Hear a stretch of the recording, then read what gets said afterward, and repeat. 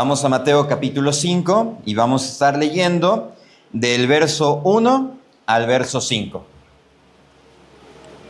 Cuando lo tengan, nos ponemos de pie, por reverencia a la palabra, para que demos lectura.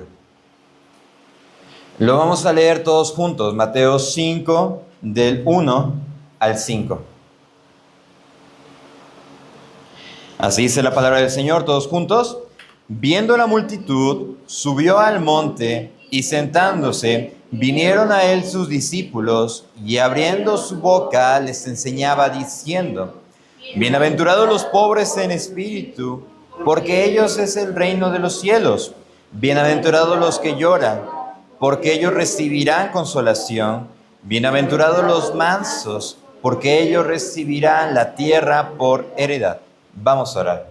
Señor, gracias por tu infinita misericordia, por tu bondad, porque nos permites estar aquí reunidos y principalmente para alabarte de manera conjunta, pero también conocerte de manera conjunta. Mi Señor, la predicación del día de hoy, el tema del día de hoy, que sea usado por ti, Señor. Ayúdame, Padre, soy siervo inútil y ayúdame a compartir lo que únicamente tú deseas compartir, que sea tu palabra y no sea yo. Ayúdanos a cada uno de nosotros para que lo que escuchemos podamos aplicarlo, podamos vivirlo y también compartirlo con otras personas. En tus manos este momento, en tus manos tu iglesia, en el nombre de Cristo Jesús. Amén. Amén. Pueden tomar sus asientos. El tema del día de hoy lleva por título Felices los corazones mansos. Y nuestro texto base es Mateo 5, versículo 5, que nos dice: Bienaventurados los mansos, porque ellos recibirán la tierra por heredad. Y me gustaría iniciar con una pequeña ilustración, que no debería ser pequeña ilustración, pero en el 18 de abril de 1521, Martín Lutero se presentó por segunda vez ante el emperador Carlos V. Recordemos que nos ubicamos en Alemania, en Europa, en ese contexto, y fue citado a un momento que se le llamó la Dieta de Worms, un lugar llamado Worms, y era un juicio en el cual estaba presente Martín Lutero. La dieta anticipó escuchar respuestas de dos preguntas que se le había hecho el día anterior a Martín Lutero. Primero, ¿era el autor de las 25 obras que se habían reunido allí? Y segundo, ¿se retractaría ahora de las falsas enseñanzas que contenía?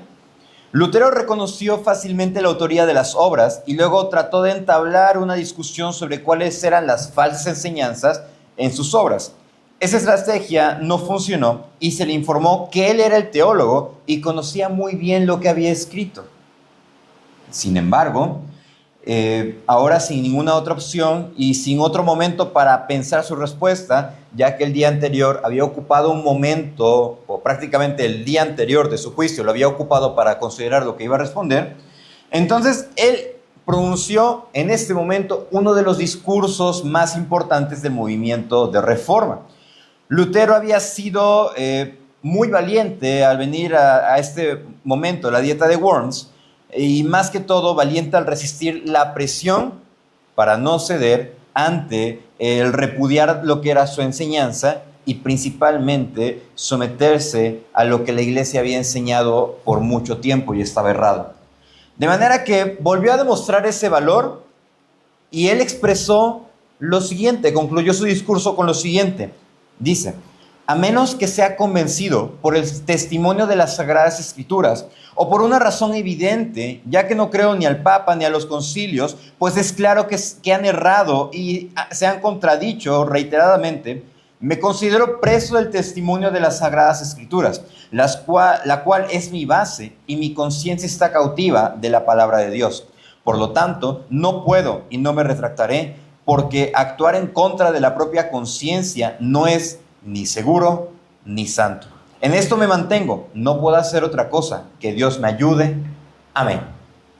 Con esas palabras, Lutero terminó su discurso y ante las tentativas de muerte, él siguió predicando y su trabajo más monumental, traducir la Biblia del latín al alemán, y de ahí se empezó a traducir a otros idiomas. A pesar de que los registros históricos suelen ser como que un poquito discrepantes en este momento, porque muchos dicen que Lutero se puso en pie en alto y empezó a gritar y dijo: mi conciencia está cautiva por la palabra de Dios, y a menos de que sea convencido. Y otros dicen que su discurso apenas si era perceptible para las personas que estaban cerca de él, que hasta le dijeron: doctor Lutero, háblenos con claridad. Sea cual sea la situación, él, al decir esto, estaba dejando un antecedente. Nuestra conciencia debe estar cautiva por la palabra de Dios. Ya hemos estado estudiando en el Sermón del Monte, hemos estado estudiando la introducción y nos hemos adentrado en las bienaventuranzas. Llevamos los bienaventurados los pobres en espíritu, los que lloran, y esta es la tercera bienaventuranza. Y justamente hemos visto y hemos mencionado que estas secciones, de hecho, es donde nos vamos a detener un poquito más en las bienaventuranzas, porque hay mucho donde podemos y que podemos aprender. Ya después vienen secciones bastante amplias, temáticas, que el Señor Jesús está hablando. Y para refrescar un poquito la memoria, las bienaventuranzas se dividen, son 9. Las primeras 4 hablan de la conducta interna del creyente, y las 5 restantes hablan de cómo aplicar esa conducta interna a nuestro contexto en general.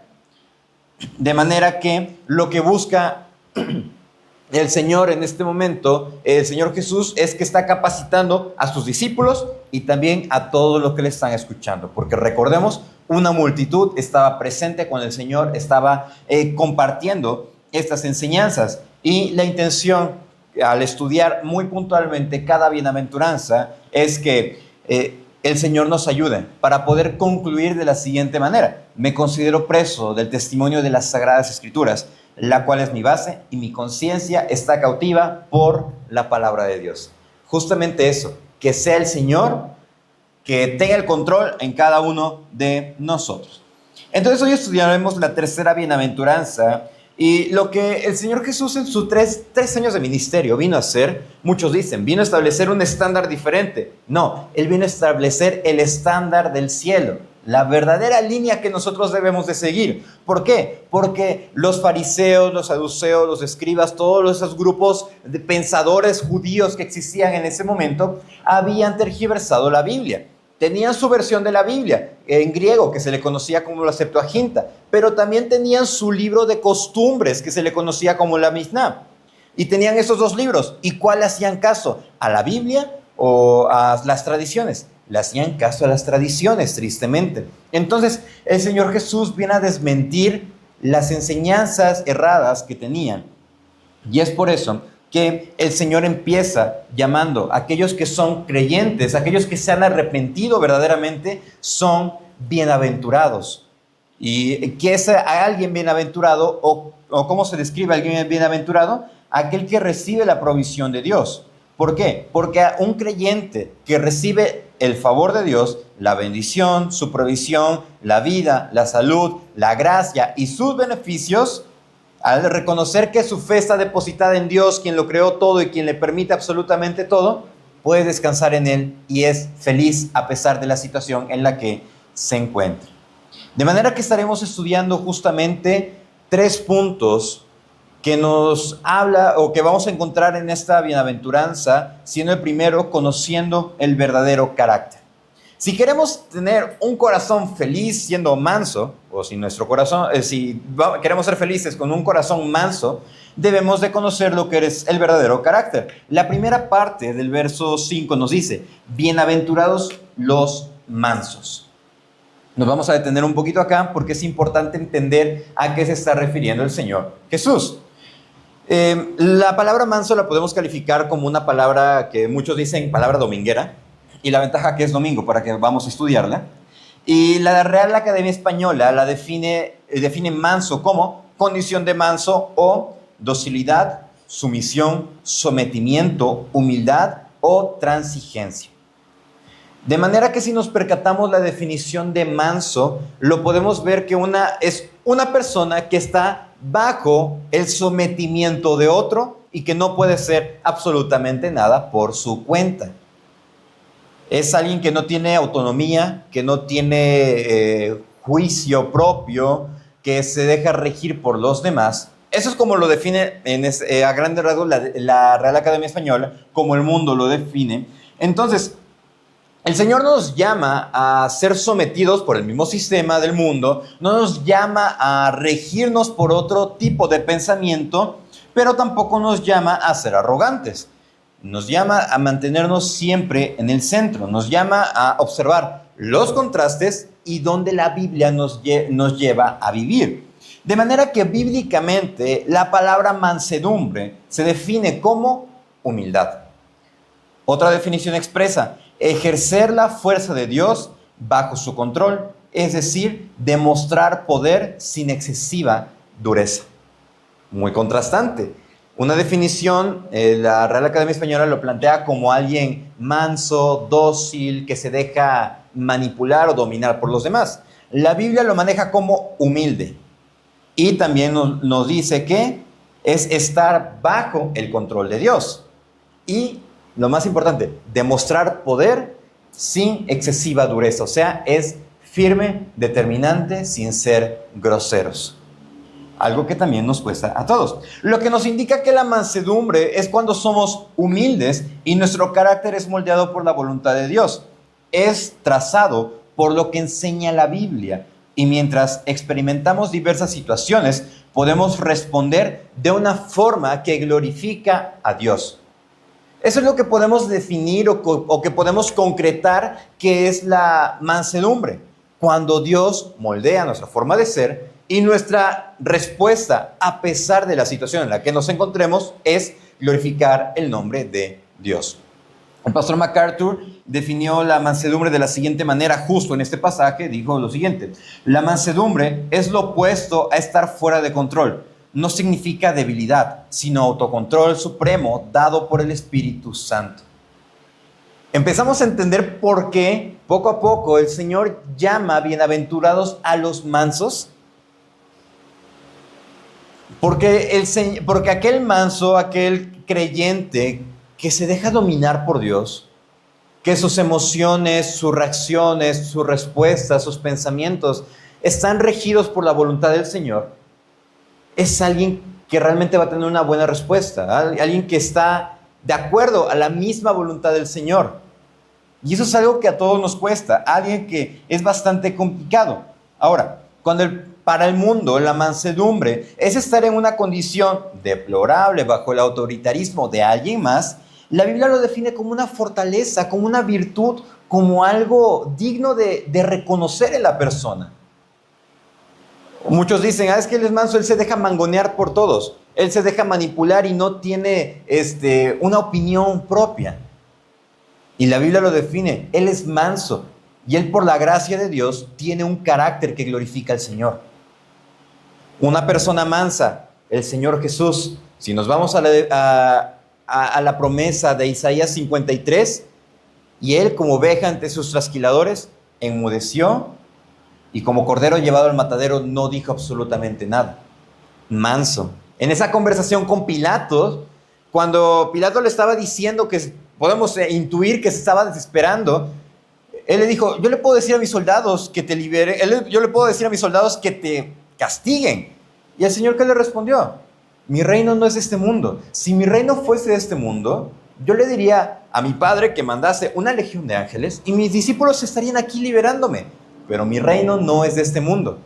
¿Vemos? Firmeza, sin ser grosero. Es carácter. Lo que el Señor está diciendo es que debemos de reconocer nuestra carencia espiritual. Por eso es que somos pobres en espíritu. Debemos de llorar por las situaciones que son resultantes del pecado. Por eso vamos a ser consolados. Y también vamos a ser mansos. Porque nuestro carácter empieza a ser moldeado. De manera que eso es muy diferente a lo que el mundo espera de nosotros o a cómo nosotros hemos vivido. Porque siempre deseamos ser los primeros, siempre deseamos ser los mejores, deseamos destacar, deseamos ser jefes. Por eso es que ese pensamiento se ha promovido y ha permanecido últimamente, el cual es de que sé tu propio jefe. Tú puedes salir adelante. Esa cuestión motivacional humanista que está mal encauzada, que lleva a una individualidad muy, muy corrosiva, porque justamente el Señor nos lleva a eso. Debes de ser manso tu carácter. No debes de buscar ganar a costa de los demás. No debes de tener este deseo excesivo de codicia. Debes de mantenerte firme. Siempre pensamos en querer ser los mejores, querer ser los primeros. Nunca pensamos en mantenernos humildes, serenos, responsables, tranquilos.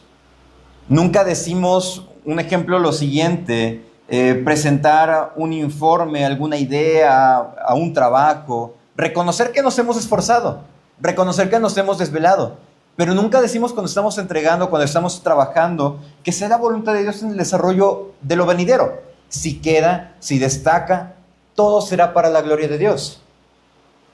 Y es que sí, somos tan orgullosos y no nos damos cuenta que cuando estamos en esa misma situación y salimos es como que, Señor, ¿qué hice? O sea, fui muy orgulloso, no te glorifiqué.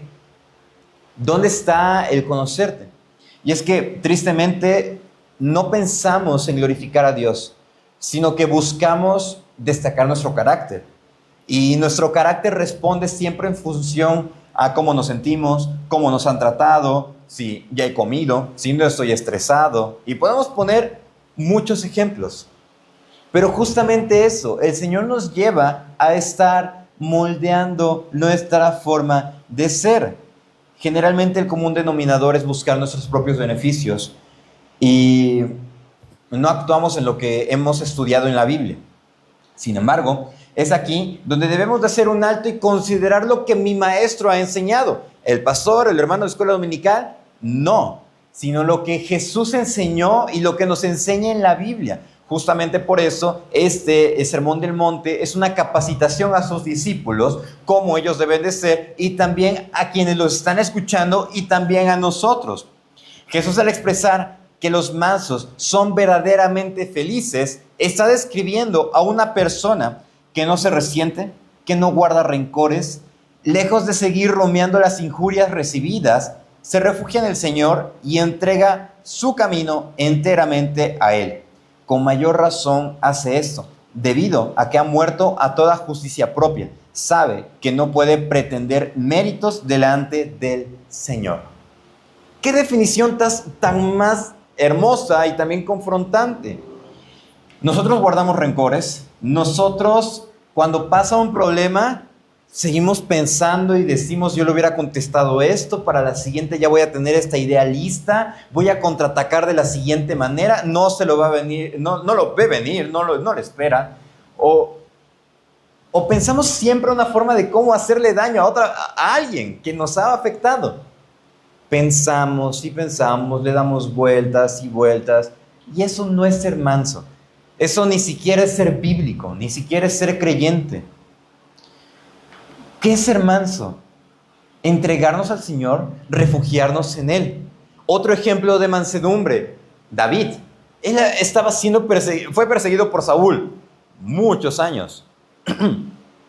E inclusive se tuvo que ir a esconder con los amalecitas y le estuvo apoyando en cosas mínimas, hasta que Dios le permitió y lo libró.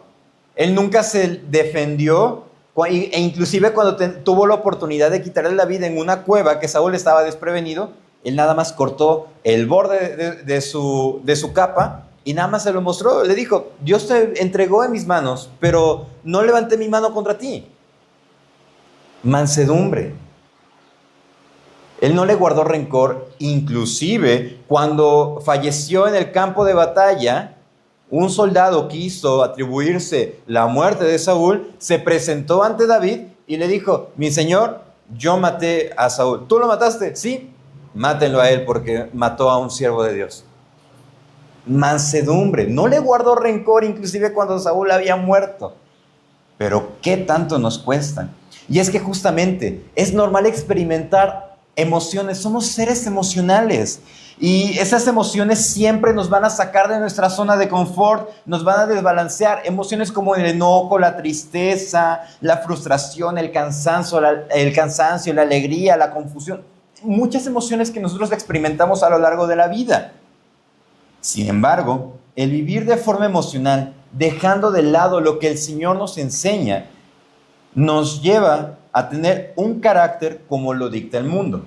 Un carácter amargado, orgulloso, arrogante, ladrones, desconsiderados, rencorosos. Y definitivamente eso no glorifica a Dios. Eso no marca ninguna diferencia. Y no porque queramos ser los únicos y diferentes en el mundo, no. Sino porque el Señor nos ha llamado a ser santos. Y ese llamado de santidad es apartado para Dios. Y ese estar apartado nos lleva a nuestro corazón, nuestra mente, nuestra forma de ser, todo. De manera que podemos preguntarnos, ¿por qué el Señor nos llama a ser mansos? Si eres dichoso, siendo humilde, siendo manso, refugiándote en tu Señor, ¿por qué? ¿Y por qué somos bienaventurados? Bueno, al haber reconocido nuestra carencia espiritual, o sea, nuestra necesidad de Dios, y lamentar la condición a causa del pecado, el poder del Espíritu, su consolación y misericordia, nos restaura. El Espíritu Santo nos restaura y eleva nuestra mirada a conocer quién es el Señor. Por lo tanto, comienza a transformar, a limpiar, a pulir lo que es nuestro carácter. Una vida impactada verdaderamente por el Señor dará evidencia y nuestra forma de ser y proceder va a ser totalmente cambiada. El Señor justamente nos lleva a eso. Nos lleva a entender que ya no somos nosotros, ya no es nuestro carácter, sino es la obra de Dios en nosotros. De manera que, ¿cómo puedo tener un carácter manso? Hemos visto qué es la mansedumbre, en qué situaciones se expresa la mansedumbre. ¿Por qué soy bienaventurado? Bueno, porque el Señor va moldeando mi carácter, me va restaurando, me va ayudando a ser como Él. Pero ¿cómo puedo tener un carácter manso? Es que, hermano, a mí me cuesta muchísimo cuando voy manejando. Me cuesta cuando me provocan. Me cuesta cuando me contestan o no me dan la cara. Y es que, yo tengo mecha corta. Bueno, ¿cómo el Señor ayuda a cambiar eso? ¿O cómo puedo tener un carácter manso? La respuesta es sencilla, siendo controlado por el Espíritu Santo. Esa es la respuesta. Vamos a profundizar un poquito en la respuesta. Aunque para muchos ser controlado por el Espíritu Santo es un sinónimo de desorden o algo místico y algo que no lo relacionan con la mansedumbre, el pastor Dan Phillips lo expresa de la siguiente manera. Y me gustaría que pongan suma atención a lo que dice.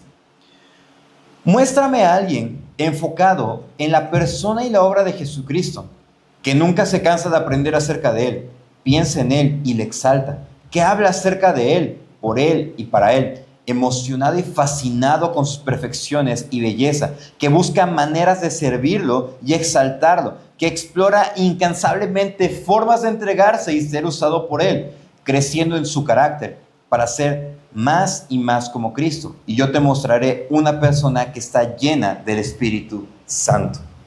Si te preguntan, ¿cuál es la función del Espíritu Santo en el creyente? Direccionar mi mirada a Cristo. El Señor Jesús dijo, el Espíritu Santo los vendrá aquí, será el consolador. Les recordará todo lo que yo les he dicho. No dijo que iba a ser otra cosa. Ser lleno del Espíritu Santo es cuando nuestro carácter está sometido a la palabra, cuando nosotros buscamos incansablemente, cuando realmente deseamos entender quién es Jesús, qué es lo que nos enseña y cómo puedo vivir a la luz de ello en mi casa y en la iglesia y en lo que hago diariamente. De manera que esto es lo que se trata, ser verdaderamente discípulo de Cristo. Ser transformado por la palabra, negarnos a nosotros mismos, ser fortalecidos y consolados por el Espíritu, para así ser renovados en nuestra forma de ser. Porque ya no vivimos nosotros, sino ahora Cristo vive en nosotros. Es un cambio verdadero de pensar y nuestro carácter y todo lo que nos conforma es controlado por el Espíritu Santo. Sí, habrá momentos donde nuestras respuestas van a ser de lo peor. ¿En qué sentido? Estoy trabajando y muy estresado y llegan y quieren hacerme una broma y contesto mal. Señor, perdóname, y reacciono después. Señor, perdóname porque mi reacción no fue la adecuada. y me dirijo con la persona, aunque no sea creyente. Oye, perdona por mi reacción, no fue la adecuada. Te pido una disculpa, no va a volver a pasar. O me voy a esforzar en que no pase. El más fuerte no es aquel que se impone sobre los demás, que quiere resaltar, que quiere ser reconocido. El más fuerte es aquel que reconoce su debilidad y su fortaleza es Dios, es Cristo. Y cuando se equivoca, es el primero en pedir perdón. En casa justamente tenemos esa regla, por así decirlo. Si tú ofendiste a alguien e hiciste algo que afectó a otro, debes ir a pedir perdón. Y viendo a los ojos, te pido perdón por esto, porque hice esto, aquello, y no fue lo conveniente. Nada de evitar la mirada y ya me disculpo, no. Es que es justamente eso, ser manso, ser humilde, saber cuando hemos cometido desaciertos, cuando lo hemos embarrado, cuando hemos fallado. Pero también como hermanos, ser manso, ser humilde significa que todos tenemos las mismas luchas, tenemos otras luchas, y no evidenciarte como hermano. Este hermano el que está sentado aquí enfrente, él falló, él hizo esto, véanlo feo. No, eso no es siquiera ser cristiano. El carácter cristiano, al ser manso, es apoyar a nuestros hermanos. No ser de goma, ni ser maleables, no, sino ser firmes en la voluntad del Señor. Hendrickson al respecto escribe lo siguiente, cito: la mansedumbre no es debilidad. La mansedumbre no consiste en tener una columna vertebral de goma, la característica de la persona que está dispuesta a doblarse ante toda brisa. La mansedumbre es mostrar un carácter sumiso ante la provocación, la disposición de sufrir y no causar daño. La persona mansa deja todo en las manos de aquel que ama. ¿Se dan cuenta? La disposición de sufrir y no causar daño. ¡Hala! Pero cuando estamos en un momento tenso, que hasta sentimos que nos mareamos de coraje, la disposición de sufrir y no causar daño. Sí, podemos decirle: Señor, me enojé por esto. E inclusive con algún otro hermano: hermano, estoy pasando por esto, me hicieron enojar, y describir qué es lo que estábamos pasando. ¿Y qué es lo que habíamos visto? Bienaventurados los que lloran, porque ellos recibirán consolación. Lo que leíamos en Corintios: nosotros que hemos sido consolados, consolar a otros hermanos. Pero ¿cómo lo voy a consolar? ¿Con orgullo, con arrogancia, con falta de lectura de la Biblia? No, lo voy a consolar con mansedumbre, con humildad, con amor, con paciencia. Justamente eso, demostrar la mansedumbre. ¿Por qué? Porque Cristo, nuestro Maestro, nos ha dejado el camino trazado. Sí, experimentaremos emociones sumamente fuertes que inclusive nos van a llegar a conmocionar y a cambiar la forma en cómo nosotros estamos viviendo en ese momento. Sin embargo, porque hemos sido llamados a confiar en aquel que ha vencido el mundo, nos dice: sé paciente, no causes daño, espera en mí. Wesley al respecto expresa lo siguiente: la humildad cristiana tampoco implica la falta de celo por las cosas de Dios. No supone esto más de lo que implica la ignorancia o la insensibilidad. La humildad mantiene claros todos los extremos, demasiado mucho, demasiado poco. No destruye los afectos, sino que los equilibra. La mansedumbre nos hace conscientes. Sí, el Señor Jesús fue manso, pero dice que se cumplió la palabra de Jeremías: el celo de tu casa me consume. Jesús llegó al templo, volcó las mesas y le dijo: ustedes han convertido mi casa en una cueva de ladrones. La mansedumbre no nos lleva a evitar y hacer oídos sordos a la herejía, no nos lleva a hacer oídos sordos a la falta de mi hermano, sino que me lleva a corregirlo bíblicamente. La herejía, tratarla como tal. La falta de mi hermano, tratarla como tal, con espíritu de mansedumbre, considerándote a ti mismo, no sea que tú también seamos tentados. El Señor nos muestra cómo es la mansedumbre bíblica, cómo actuar con celo ante la verdad del Evangelio. Defendemos la verdad, pero defender la verdad no se trata de entrar a foros en Facebook y empezar a discutir con alguien que disiente con lo que dice la Biblia. No, defender la verdad es desde mi carácter, lo que digo, lo que hago, cómo predico a otros. Dios nos ayuda justamente a vivir correctamente para su gloria, en todo momento, en toma de decisiones, en el trabajo, en la escuela, en la familia, en todas las áreas de nuestra vida. La mansedumbre debe estar reflejada, la humildad. Es que hay una muy buena oportunidad de trabajo, pero ¿qué implica? Faltar a reuniones del templo, no estar yendo a el servicio el domingo, no estar involucrándome, estarme desvelando. El famoso ponte la camiseta por la empresa y te vamos a dar un mejor puesto. Si implica la honestidad, el malversar fondos, el decir evidencia que no es. Lo siento, soy cristiano, no puedo hacer eso. Pero te van a pagar, no puedo hacer eso. El trabajar para personas que no hacen cosas correctas, lo siento, no puedo hacer eso. Mansedumbre. Reconocer que tendremos la tierra por heredad. Pero primero, tenemos que ser mansos. Justamente por eso, Martin Lloyd-Jones expresó lo siguiente: pero bienaventurados los mansos, no los que confían en sus organizaciones, no los que confían en sus propias fuerzas y capacidad y en sus propias instituciones. Más bien, es lo contrario. Y esto es cierto, no es solo en este pasaje, sino en toda la Biblia. El Señor nos está dando pautas de cómo ser creyentes. No se queda, no solamente es el sermón del monte, sino cómo ser bíblicos a la manera de Dios. Y si el Señor nos llama a ser mansos, nos llama a ser mansos al reconocer nuestras faltas, nos llama a ser mansos cuando nos lloramos y nos dolemos a causa del pecado, nos llama a ser mansos en todas las áreas de nuestra vida, nos llama a ser mansos cuando necesitamos justicia, nos llama a ser mansos cuando necesitamos misericordia.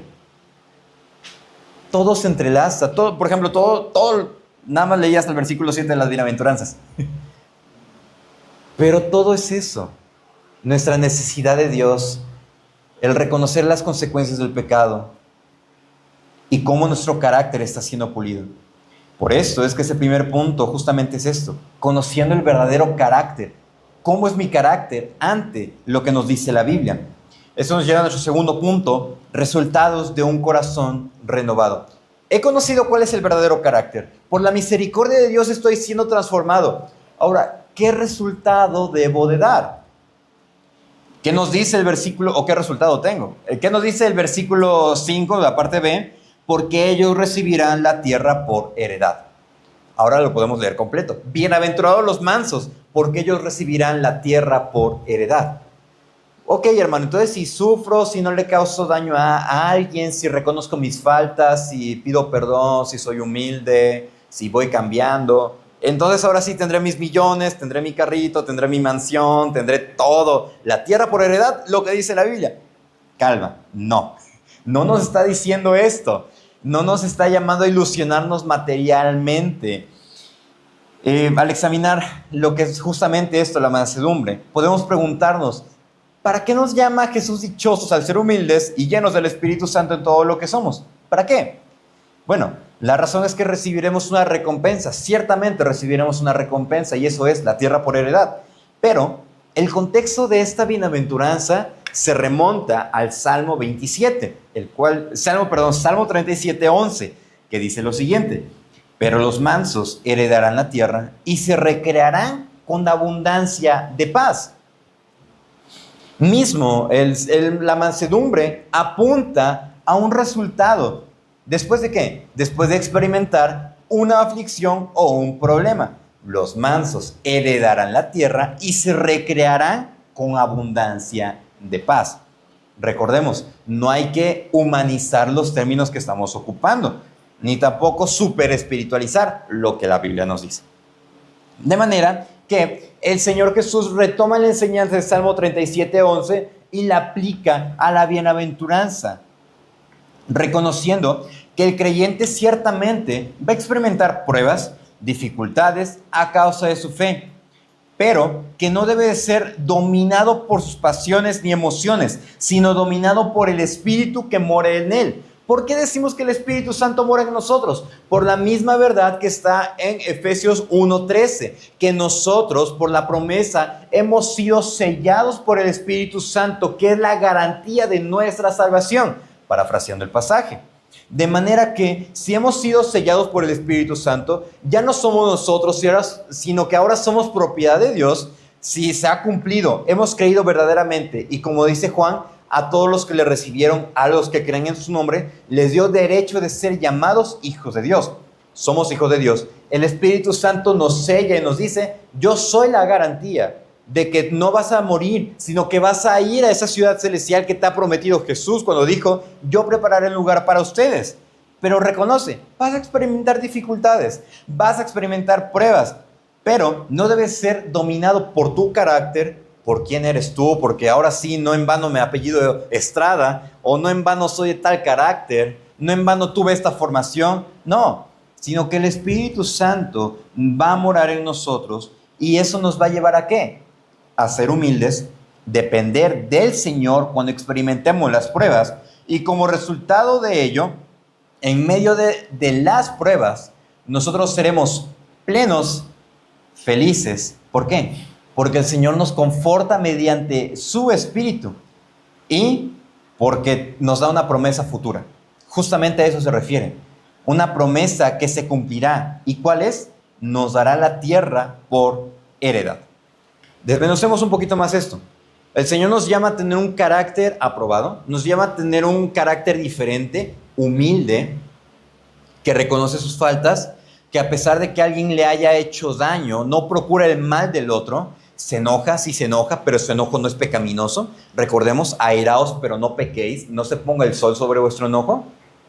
Sabemos responder ante las situaciones, pero no porque tengamos, una increíble inteligencia emocional y porque me leí todos los libros de Daniel Goleman. No, sino porque somos dominados por el Espíritu Santo.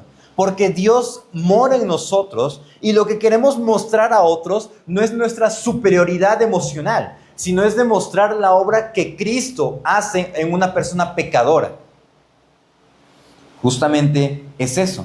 Ahora, cuando nos habla de heredad, recordemos, la heredad se entrega cuando una persona lo ha dejado estipulado. Un ejemplo, si Dios lo permite, tengo una casa y ya estoy próximo a fallecer, bueno, tengo que dejar mis posesiones a otra persona. ¿Para qué? Para que no se pierda. Obviamente todo eso se lo puedo dejar a mis hijos, a mi descendencia, y eso lo estipulo ¿en qué? En un testamento. Y cuando fallece el finado, el quien era dueño, entra en vigor el testamento y ahora sí todo se puede hacer uso.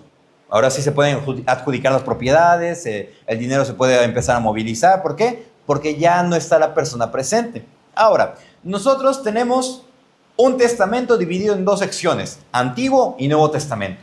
¿Quién nos lo dejó? Nuestro Señor Jesús, quien murió, pero Él con la única gran característica que resucitó y nos dijo que va a regresar. Por lo tanto, su testamento sigue vigente. Ese testamento está dividido en 66 partes. ¿Para qué? Para que nosotros lo podamos conocer. ¿Pero qué se está refiriendo? Ok, tenemos entendido a qué se refiere una heredad. Cómo nosotros tenemos una heredad a través de la Biblia. ¿Pero a qué se refiere cuando nos dice, ellos recibirán la tierra por heredad? Bueno, la heredad no se refiere a cosas materiales, ni a cosas terrenales mientras estemos viviendo. El Señor no nos está prometiendo prosperidad ni nada que aliente la codicia. Sí, el Señor nos va a dar la provisión diaria, el Señor nos va a sostener, el Señor nos va a permitir tener inclusive por momentos más de lo que podemos imaginar. Por eso, 1 Timoteo 6:8 dice, así que teniendo sustento y abrigo, estemos contentos con eso. Pablo en Filipenses dice, sé vivir en todas circunstancias, sé estar saciado, sé tener hambre, sé estar en abundancia, sé estar en pobreza. El Señor nos va a sostener en cualquier tipo de situación. El Señor en esta bienaventuranza no está alentando el conformismo, sino el descanso en la provisión de Dios. Voy a trabajar, pero sé que el Señor me va a proveer. Sé que el Señor me va a dar una oportunidad laboral. Si el Señor en su voluntad perfecta decide que voy a vivir con lo mínimo, con el salario mínimo toda mi vida, el Señor me va a sostener a mí y a mi familia con el salario mínimo. Si me va a dar una promoción en mi trabajo, si me va a dar un muy buen aumento económico y me va a mantener ahí, que el Señor me mantenga. Pero como dijo el salmista, no me des mucho para que no me olvide de ti, ni me quites todo para que te maldiga. Manténme con el sustento diario. Pero la tierra por heredad, sigue la duda. ¿A qué se refiere el resultado de la mansedumbre? Es un resultado futuro, mis amados hermanos. Gramaticalmente, esta palabra es un futuro indicativo. Algo que se va a cumplir más adelante. Apunta a un cumplimiento. La expresión heredarán la tierra o tendrán la tierra por heredad muestra que todos aquellos que sean mansos tendrán un resultado, el cual es una promesa que apunta a un futuro garantizado únicamente por Dios. Por lo tanto, esto se va a cumplir en el tiempo que Dios ha marcado, no por nuestros esfuerzos, sino porque Dios lo ha prometido. Cuando nos dice tendrán la tierra por heredad, es una promesa que está todavía por cumplirse. Por eso nos dice, puesto los ojos en Jesús, el autor y consumador de la fe. Hendrickson expresa lo siguiente: el cumplimiento completo de la promesa está reservado para el futuro, cuando en el regreso de Cristo, en gloria, los mansos heredarán los cielos y la nueva tierra, el universo renovado, del cual toda mancha del pecado y todo rastro de maldición se habrá quitado, y en el cual morará para siempre la justicia. Recibirán la tierra por heredad. Vamos a Apocalipsis 21.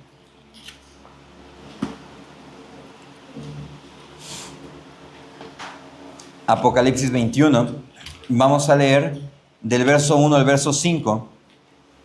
Así dice la palabra del Señor. Vi un cielo nuevo y una tierra nueva, porque el primer cielo y la primera tierra pasaron, y el mar ya no existía más. Y yo, Juan, vi la santa ciudad, la nueva Jerusalén, descender del cielo de Dios, dispuesta como una esposa ataviada para su marido.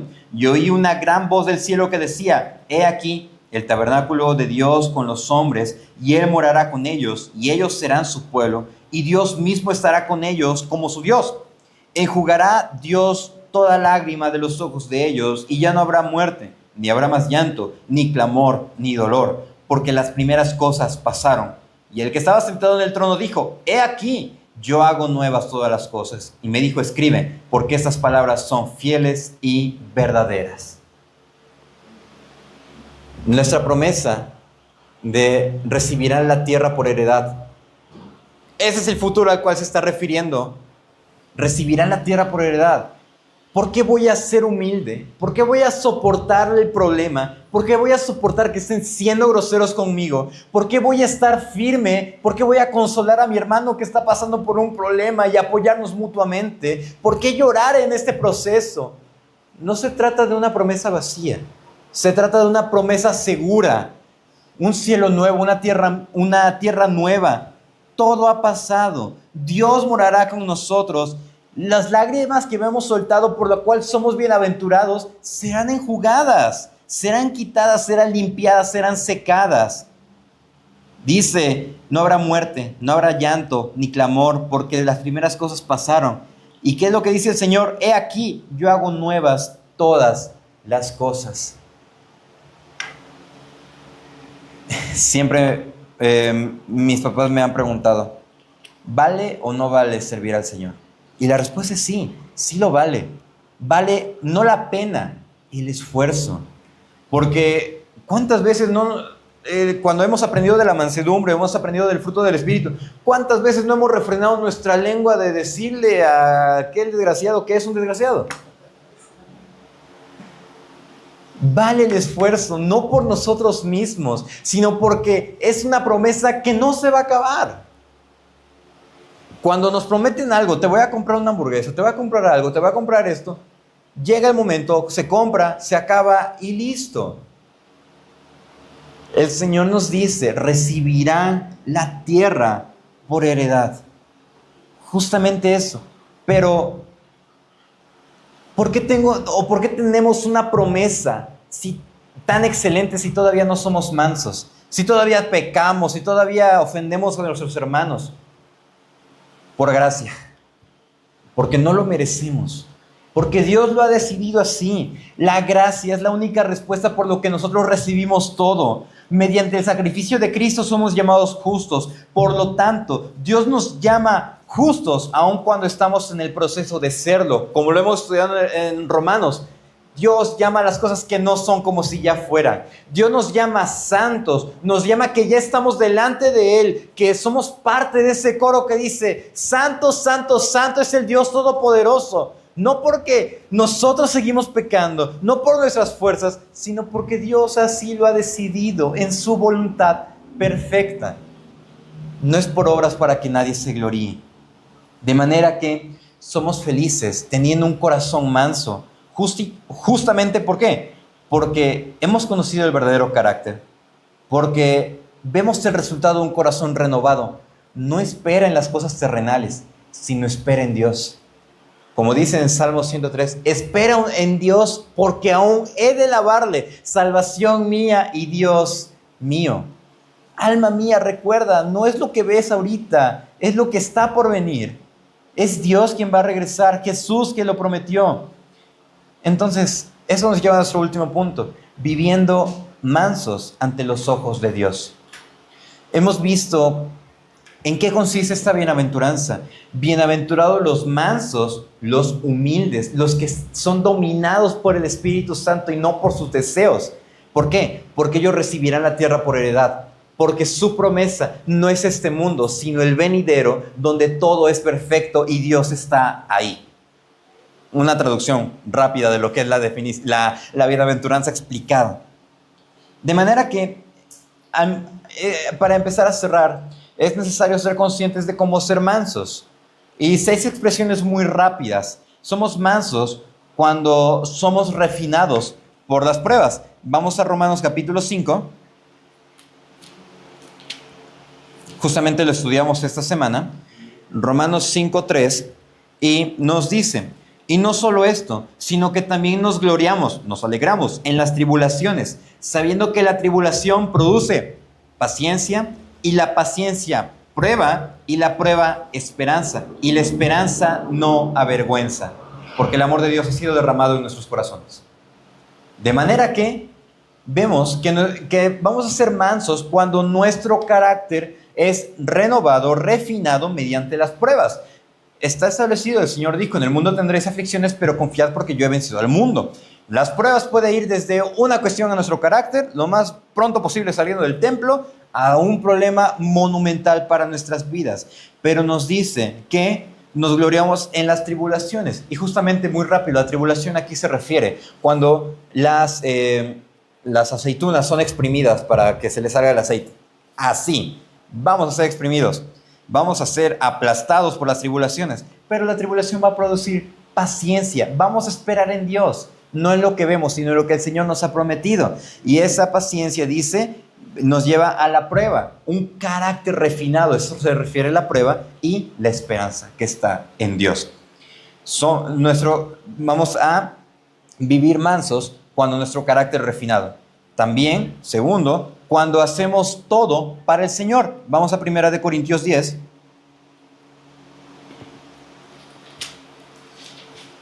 1 Corintios 10:31 nos dice, si pues coméis o bebéis o hacéis otra cosa, hacedlo todo para la gloria de Dios.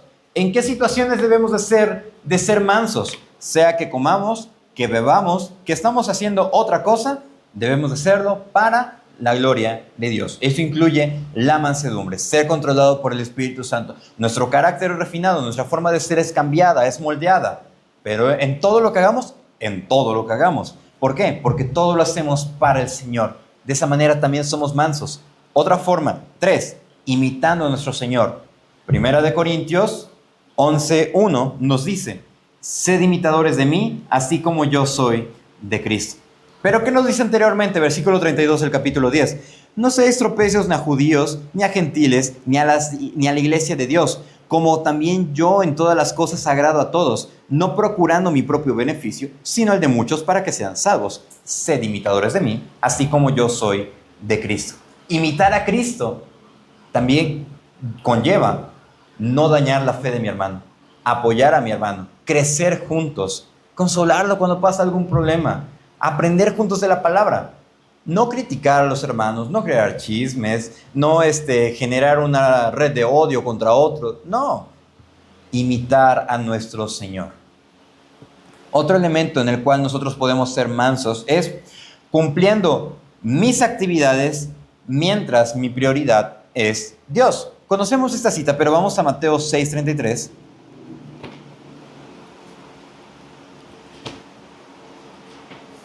Mateo 6, versículo 33,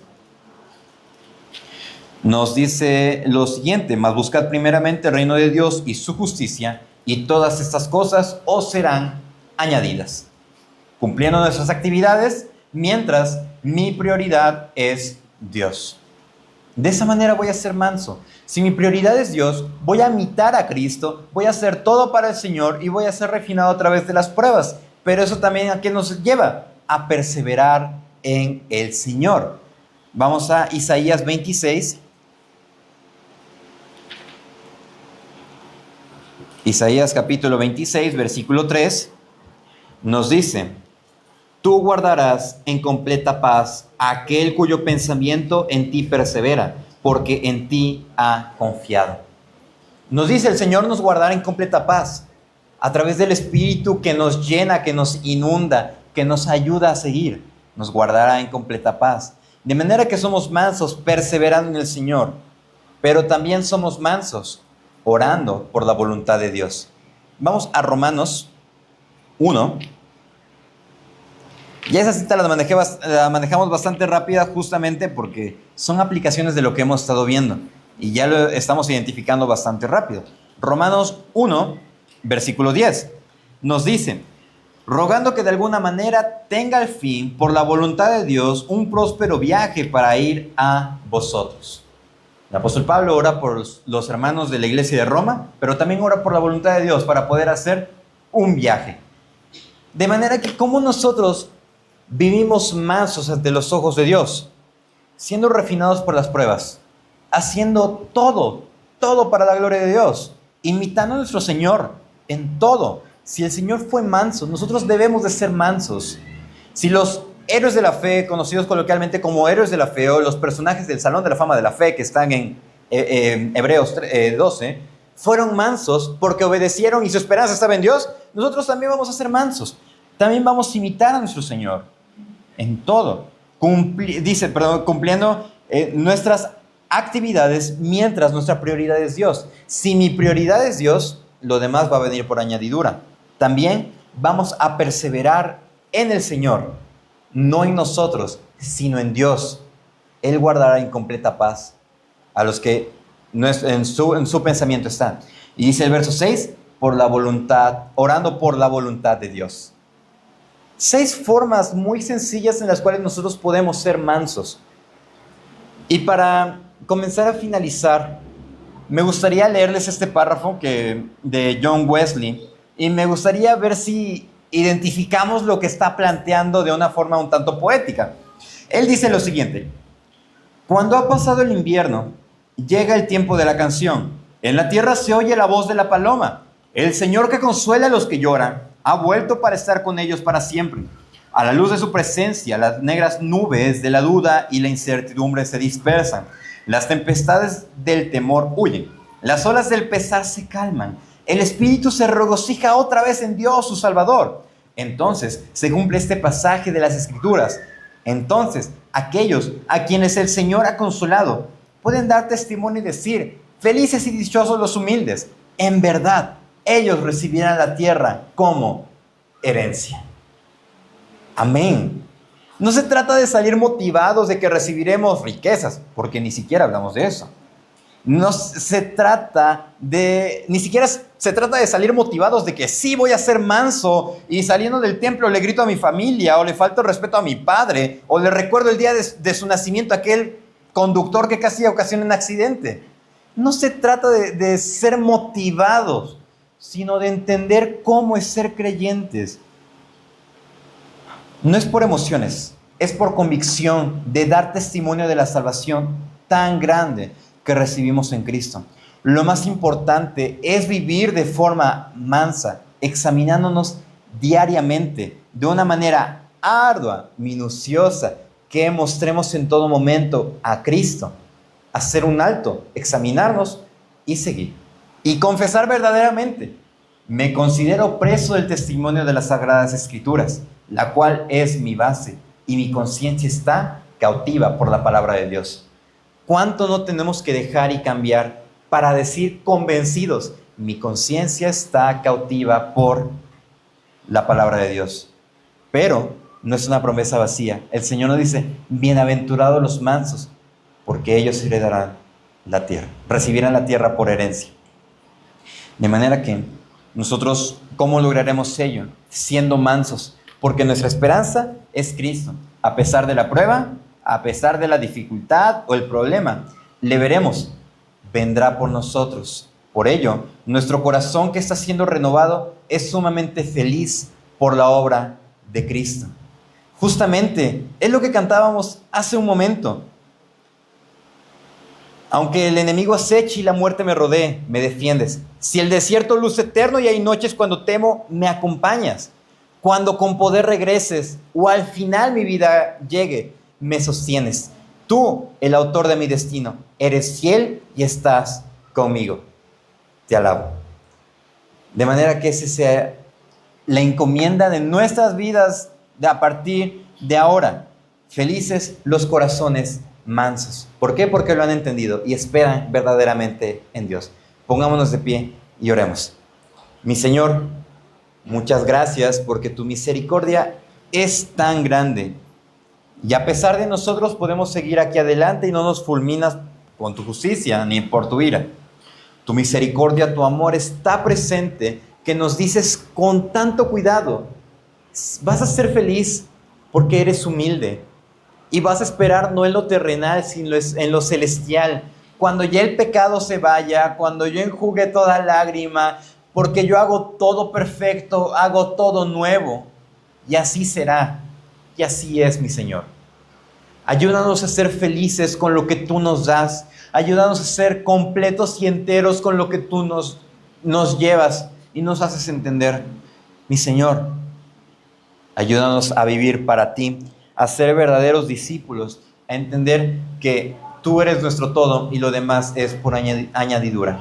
Ayúdanos a vivir en esta semana y en toda nuestra vida mansos, bienaventurados en todo lo que vivamos. ¿Por qué? Porque es para tu gloria y es para nuestro bien.